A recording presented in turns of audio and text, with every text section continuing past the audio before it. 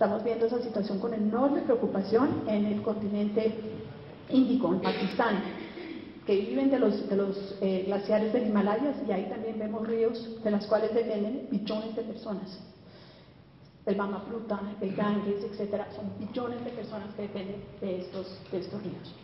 Las zonas costeras, lo estamos viendo también, impactos, erosión costera, problema gravísimo en muchísimas zonas del mundo, incluyendo Colombia.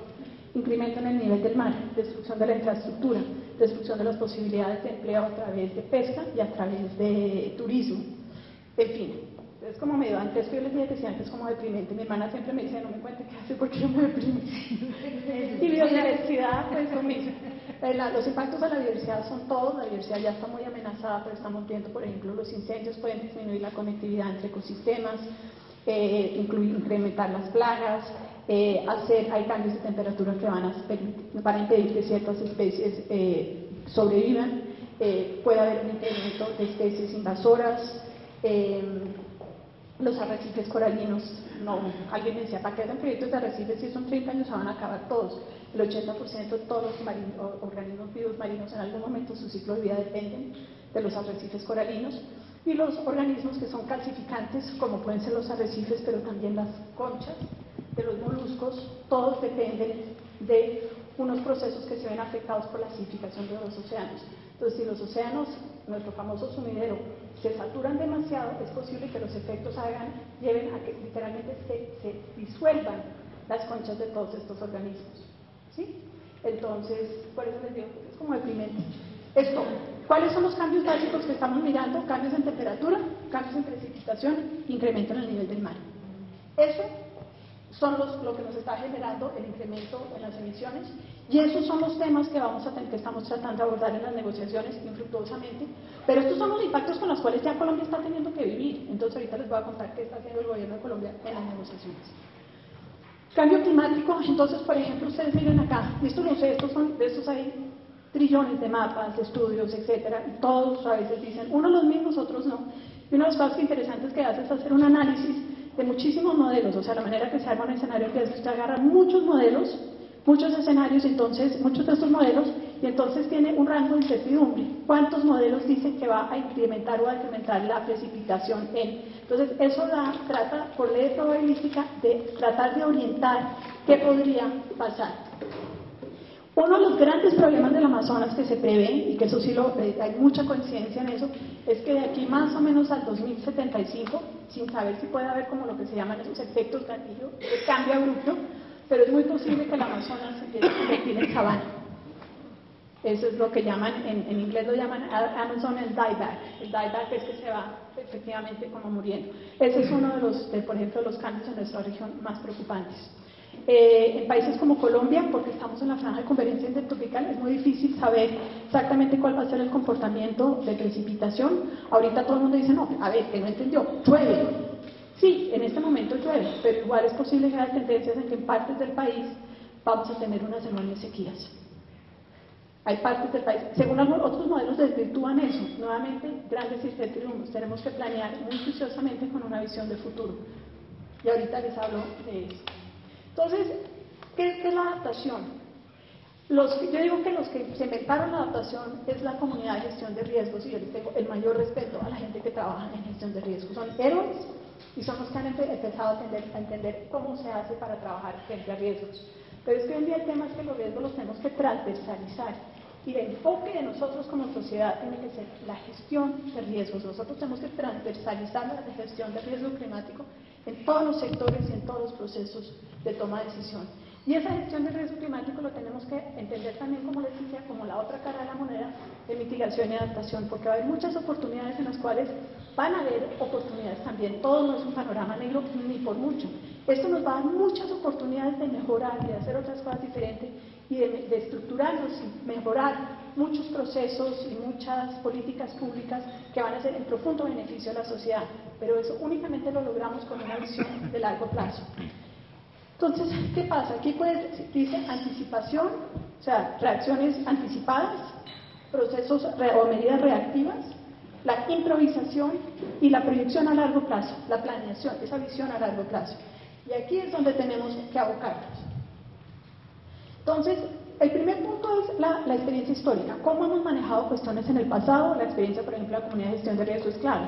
Pero ¿qué pasa? Que nosotros si antes por ejemplo, los que gestionaban recursos hídricos, construyen una represa pensando que va a ser capaz de soportar un evento que ocurre una vez cada 100 años. Pero ahora ese evento de una vez cada 100 años, y esas son las proyecciones, entonces uno miraba cuál era la proyección histórica, cuáles eran las tendencias históricas, y hacía sus proyecciones de qué tipo de infraestructura necesitaba construir. Eso ya no sirve, tienen que botar por la ventana, porque ese evento que ocurría cada 10 años, 100 años, está ocurriendo cada 10 años o cada 5 años. Miren lo que está pasando con nuestras represas. Entonces, la gestión de riesgo se vuelve central a una buena gestión del recurso hídrico, para poner un ejemplo. Hay que tenerlo en mente, pero no es suficiente. La gestión de desastres, como estaba diciendo, pero también sigue siendo reactiva. O sea, estos son que nosotros, la gestión de desastres hasta el momento ha sido reactiva. No hay esa visión de preparación tan a largo plazo. Hablo históricamente, en Colombia la comunidad de gestión de riesgos es reconocida a nivel mundial porque realmente nosotros somos muy sólidos en esa materia. Se hacen otra cuestión, ya son los proyectos y las respuestas de adaptación. Y hacia ellas que tenemos que ir. Entonces, tenemos la experiencia histórica, es insuficiente, tenemos la gestión de desastres, es insuficiente, y ahora necesitamos desarrollar y empezar a trabajar con presupuestos, con proyectos, con estrategias de proyección a largo plazo, con una visión de largo plazo. Lo que habla muchas veces el presidente Santos cuando estamos hablando de cómo vamos a hacer, que no vamos a reaccionar a la ola invernal, sino que vamos a hacer los cambios que se necesitan estructurales, de visión, como de imaginario como sociedad, para que podamos tener una respuesta efectiva a largo plazo al cambio climático, a los impactos del cambio climático que no se van a ir. O sea, esto que está pasando ahorita, con eso tenemos que ya convivir. Entonces, eso es un poco cambio a mitigación, adaptación, vemos que afecta absolutamente todo, se necesita esa visión de largo plazo. Entonces, ¿en qué estamos en las negociaciones? Como les digo, ok. Las negociaciones son hiper complicadas. Yo les recomiendo una cosa que se llama ENB, Earth Negotiations Bulletin. Uno se suscribe, te mandan información, no creo que esté en español, a veces hay unas que están en español, pero diariamente, por ejemplo, si está la COP de Basilea, si está la COP de Cambio Climático, todos los días le van contando a uno qué está pasando, tienen resúmenes de lo que está pasando en las negociaciones. Es súper chévere, es una herramienta maravillosa para mantenerse al tanto de lo que son las negociaciones, y también si quieren ver los antecedentes, quieren ver qué pasó en Cancún o lo que sea, es supremamente útil. ENB, si lo meten en Google lo encuentran fácil. Las negociaciones, el IPCC, NB como de planeta, ¿sí? Negotiations, de negociación, B de boletín, okay. ENB, es súper chévere. Esto es simplemente para decirles que llevamos con el drama del cambio climático y las negociaciones hace mucho tiempo. Dado que tengo 5 minutos, no voy a saltar absolutamente todo, pero pues hay historias, si quieren información de cómo ha sido el proceso de negociación de cambio climático, hay mucho. Lo importante es que en Bali, en 2008, en el Bali fue clave porque en las negociaciones de Bali se crearon y esto es lo único que ustedes necesitan de verdad entender para que le puedan hacer un seguimiento, se crearon 2 canales de negociación.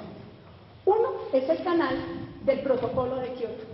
Entonces está el grupo de trabajo del protocolo de Kioto, porque el protocolo de Kioto, como ustedes saben, acaba en el 2020, en el 2012, el año entrante, entonces era necesario negociar como la continuidad del protocolo de Kioto. Pero en el protocolo de Kioto hay obligaciones únicamente para lo que se llama países de anexo 1, o sea, los países desarrollados. Estados Unidos no hace parte del protocolo de Kioto y es emisor del 22% de los gases de efecto invernadero. Y el protocolo de Kioto no cubre muchas cosas, por ejemplo, deforestación, hay muchos temas que no cubre. Entonces se sentía que, los países en desarrollo decían, a ver, para un momentico, vamos a tener que seguir utilizando el protocolo de Kioto.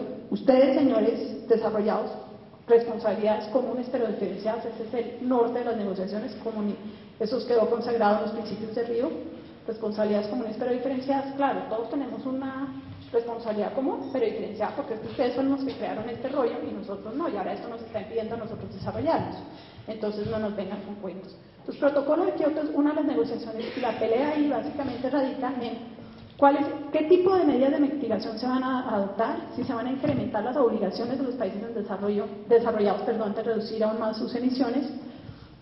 Y y qué tipo de segunda fase del protocolo va a haber.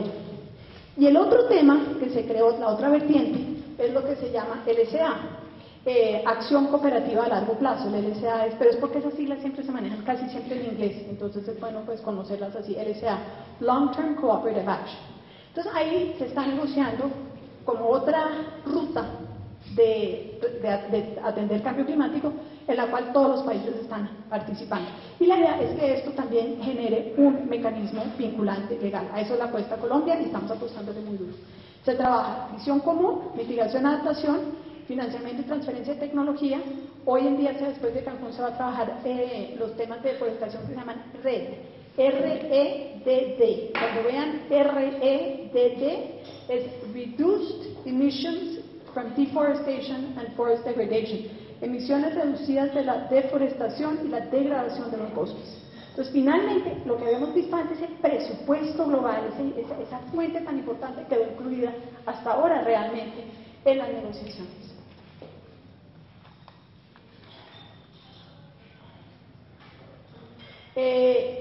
En temas de mitigación, lo que les decía desde el principio es un eje en cuanto a mitigación. Colombia mantiene que los países desarrollados tienen que liderar los compromisos, porque pues realmente la situación en la cual nos vemos en este momento fue por los patrones de desarrollo desde la revolución industrial. Los países en desarrollo sí deben asumir obligaciones, sí deben haber compromisos voluntarios de reducir emisiones, Colombia los ha asumido, pero no son obligatorios. Pero entendemos que nos conviene, por ejemplo, tratar de ser menos dependientes en combustibles fósiles, nos conviene un mejor manejo del suelo, hay muchas cosas que reducen emisiones que nos conviene y estamos dispuestos a hacerlas, pero por convicción propia, no porque nadie nos lo pueda imponer. Y es una cosa muy importante que es parte de la gran pelea que Colombia da en las negociaciones, es que eso tiene que ir acompañado de financiación, transferencia de tecnología y capacitación. Y eso es la pelea pues, que damos todos los países en desarrollo. Y Colombia, como muchos países en desarrollo, abogan porque la meta no sea inferior a los 2 grados centígrados. Porque ya, ¿se acuerdan los escenarios de IPCC? ¿Qué pasa si nos vamos más por encima de 2 grados? Bueno, y eso quedó consagrado en los acuerdos de Cancún, que vamos a tratar de hacerlo menos. Pero Colombia también logró con otros países que se acuerden que va a haber un mecanismo de revisión con base en la información científica. Si la información científica demuestra que es necesario reducir, lo vamos a reducir, pero fue el mejor compromiso que se logró, porque obviamente países como la OPEP les gustaría no tener ese tipo de obligaciones porque ellos ven que sus economías van a sufrir. Y se mantuvo los mecanismos de mercado de carbono, que de verdad no puedo contarles mucho de eso, pero cuando hablan oigan del mecanismo de desarrollo limpio, mercados voluntarios de carbono, a eso se refiere, y sobre todo el mecanismo de desarrollo limpio se mantiene. Colombia tiene muchos proyectos. Y ahí está lo que les decía de REDD, que este es el tema de forestal. Ok, rapidísimo. Fondo verde. El fondo verde es importantísimo, se acordó que hay un fondo verde, se acordó una cosa que se llama Fast Start, o sea, financiamiento rápido. Nos van a dar $100 billones, que no es nada para lo que se necesita de aquí a 2020. Y lo importante es que se ha creado el comité de transición, sesionó por primera vez en abril, y se supone de que aquí a Durban, a la próxima COP, vamos a tener ya estructurado el fondo verde. La verdad, no creo que se dé tanta dicha, pero la idea es que a través de este fondo supuestamente van a haber billones de billones de dólares. Y ahí Colombia ha sido enfática, no solo para mitigación, sino para adaptación. Entonces eso es muy importante porque ustedes van a ver noticias del Fondo Verde. Es importante que ustedes estén pues, muy enterados del Fondo Verde porque va a estar en la noticia. Adaptación. Colombia en Cancún creó una cosa que se llama el Grupo de los Países Altamente Vulnerables. Porque nosotros estábamos con la pelea y es la siguiente. Nosotros en ningún momento estamos diciendo que los pequeños estados islos y los países en desarrollo, los países menos desarrollados, no tengan acceso preferencial a la financiación para adaptación. Claro, miren a Bangladesh pero ¿y un país como Colombia qué? Entonces a nosotros no nos van a dar un acceso preferencial a la financiación, porque es que somos países de ingreso medio, entonces ya, no, entonces estamos aliados, creamos una alianza en la cual lo que estamos pidiendo es el principio de inclusión. Participan Pakistán, acuérdense lo que fueron las inundaciones en Pakistán, Indonesia, países